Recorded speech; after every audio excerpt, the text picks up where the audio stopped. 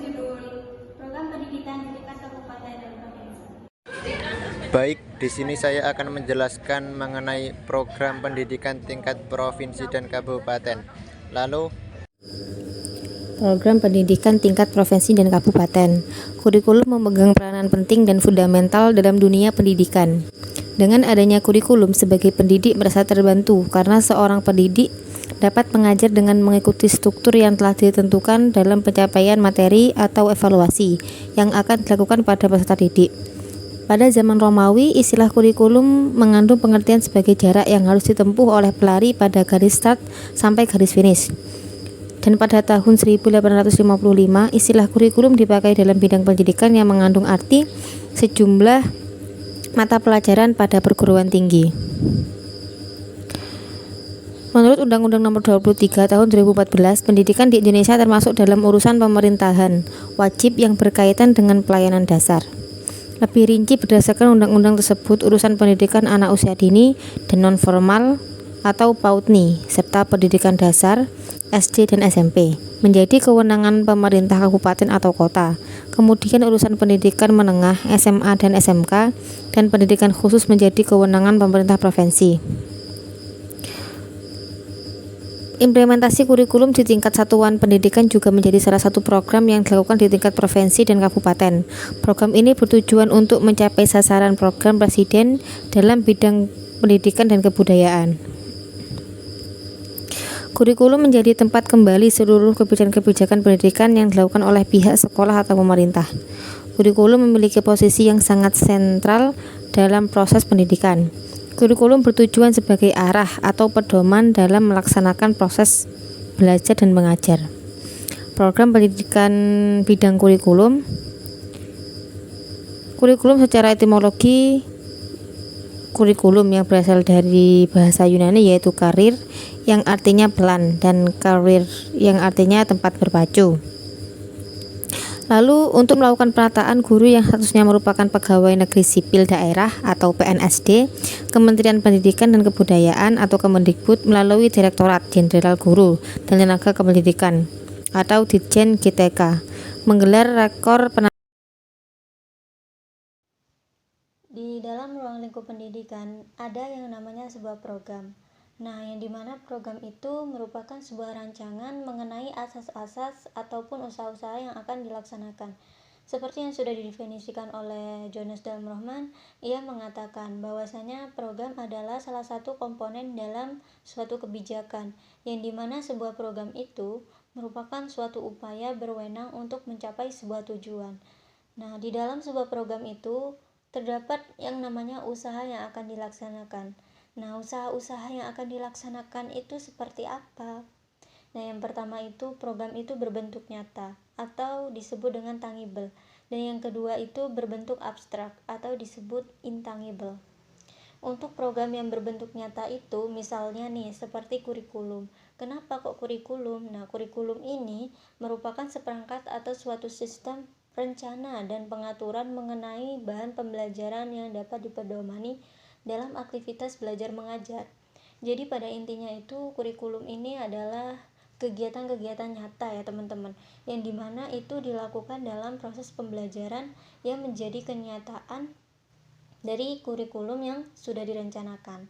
Nah, untuk program yang berbentuk abstrak ini seperti prosedur dan kegiatan. Nah, di sini sudah dijelaskan, prosedur itu merupakan rangkaian dari kegiatan yang telah menjadi pola dan sudah ditentukan dalam melakukan suatu pekerjaan atau aktivitas. Nah, dalam melakukan suatu pekerjaan atau kegiatan, hal ini mempunyai sebuah tujuan. Nah, yang dimana tujuan tersebut itu untuk meningkatkan sebuah kinerjanya. Dilakukannya sebuah program itu sebagai bentuk realisasi dari suatu kebijakan. Nah, penyelenggaraan program itu dapat dilakukan oleh perorangan, lembaga, maupun juga institusi. Sebab dari program itu atau tujuan dari program itu untuk mendatangkan pengaruh yang baik dan dapat mendatangkan sebuah hasil.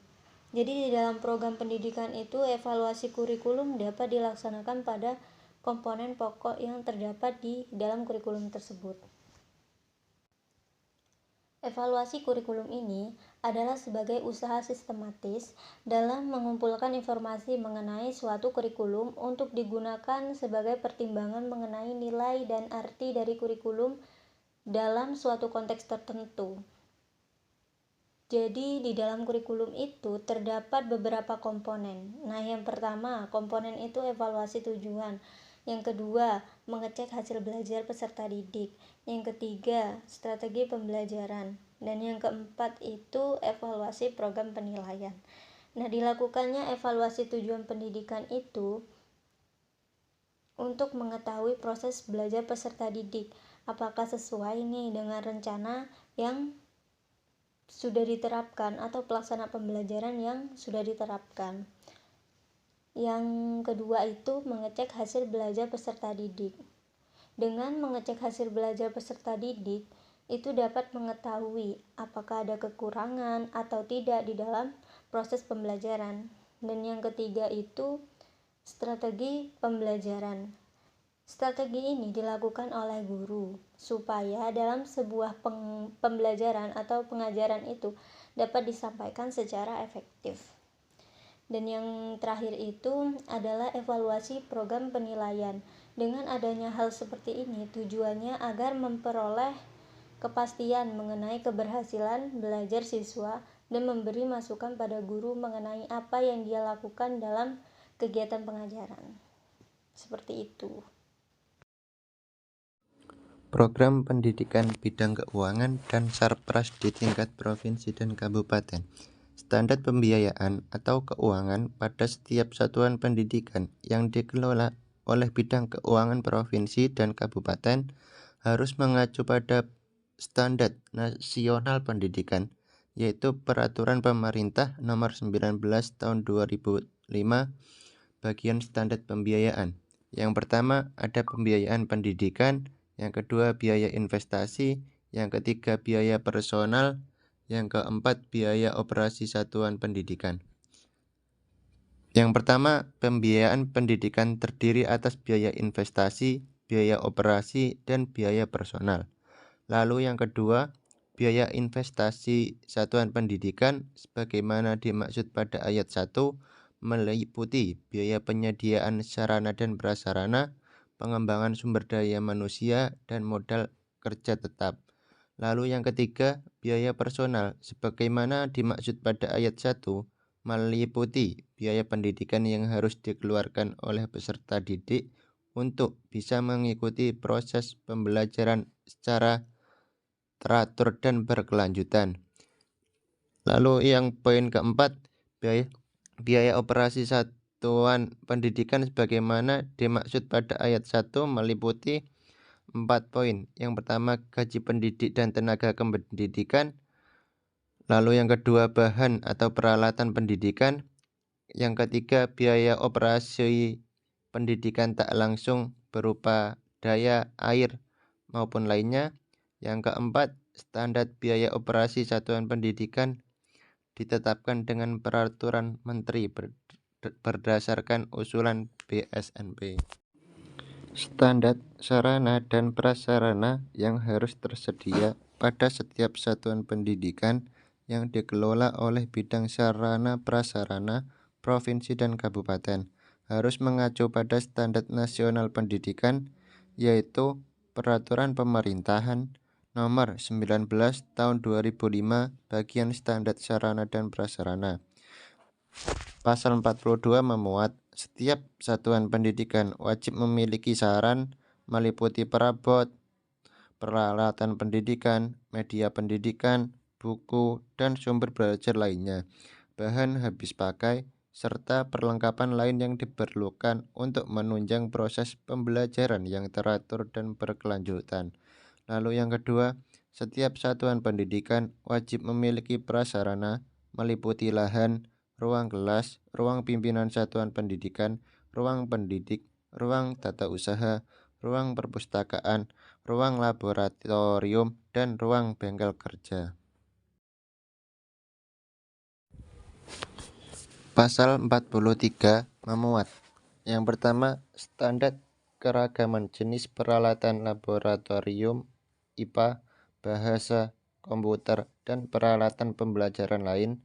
Lalu yang kedua, standar jumlah peralatan. Yang ketiga, standar buku perpustakaan. Yang keempat, standar jumlah buku teks pelajaran di perpustakaan. Yang kelima, kelayakan isi, bahasa, penyajian, dan kegrafikaan buku teks pelajaran dinilai oleh BSNP dan ditetapkan dengan peraturan menteri. Yang keenam, standar sumber belajar lainnya untuk setiap satuan pendidikan. Pasal 44 memuat 1. Lahan sebagaimana dimaksud dalam pasal 42 ayat 2. Yang kedua, standar lahan satuan pendidikan. Yang ketiga, standar letak lahan satuan pendidikan mempertimbangkan letak lahan satuan pendidikan di dalam klaster satuan pendidikan sejenis dan sejenjang. Lalu yang keempat, standar letak lahan satuan pendidikan mempertimbangkan jarak tempuh maksimal yang harus dilalui oleh peserta didik untuk menjangkau satuan pendidikan tersebut.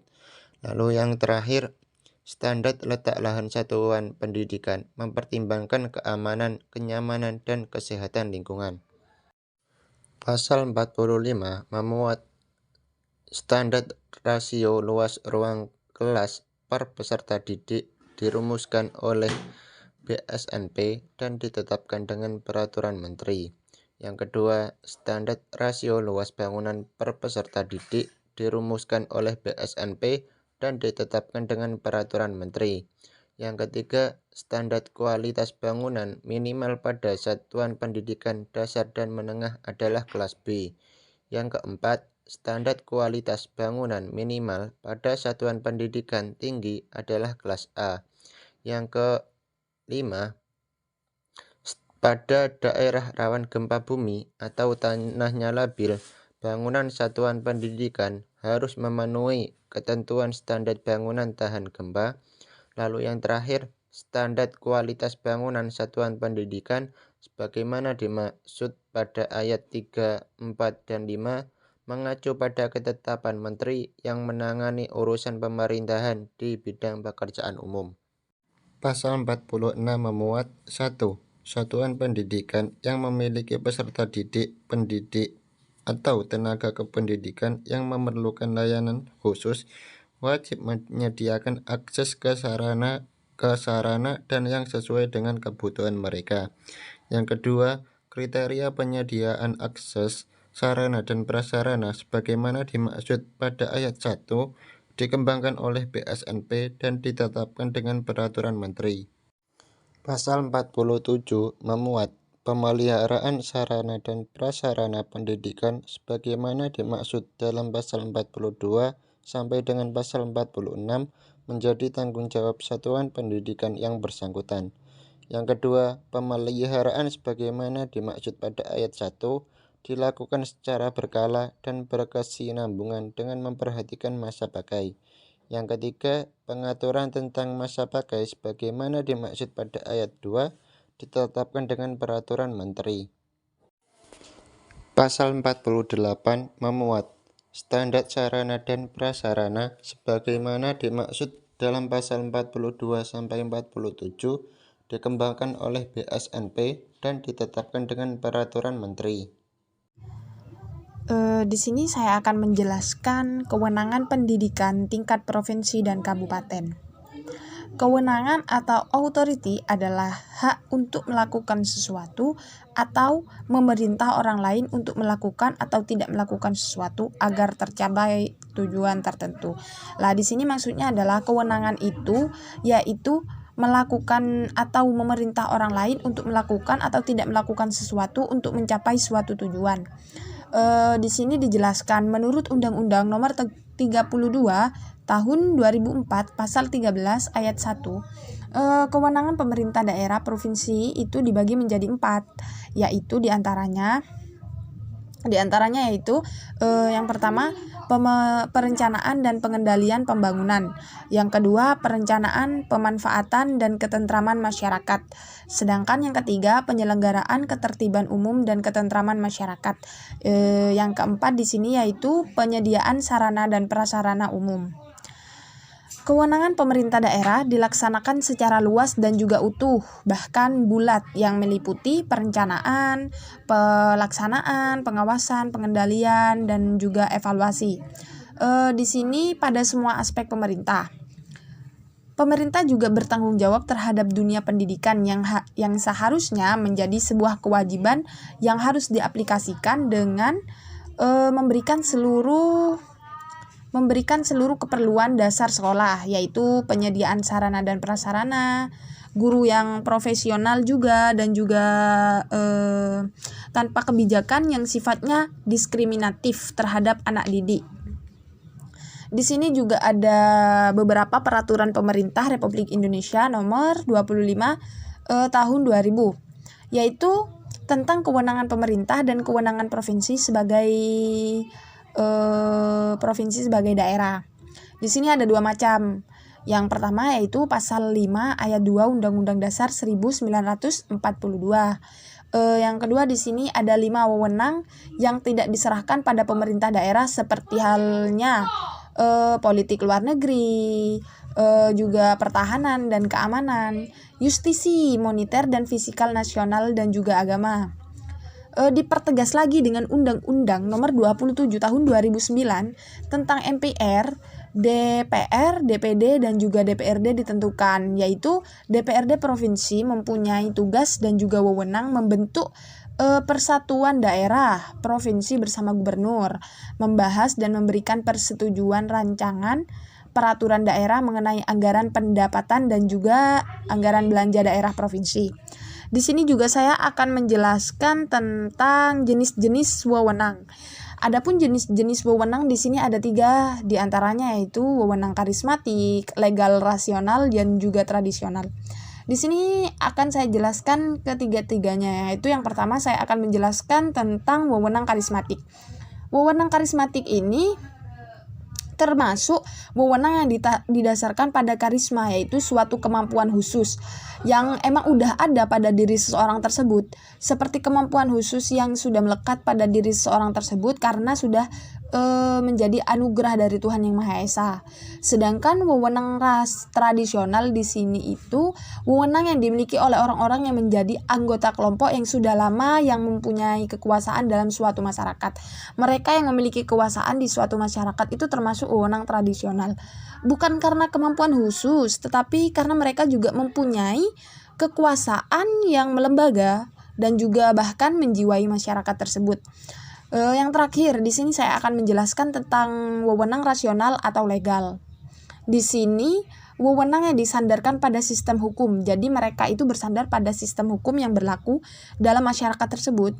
Sistem hukum di sini dipahamkan sebagai kaidah-kaidah yang telah diakui serta ditaati masyarakat dan juga bahkan yang telah diperkuat oleh negara. Jadi wewenang rasional legal ini termasuk wewenang yang disandarkan pada hukum dan juga sistemnya di sini dipahamkan oleh kaidah-kaidah yang diakui serta ditaati oleh masyarakat.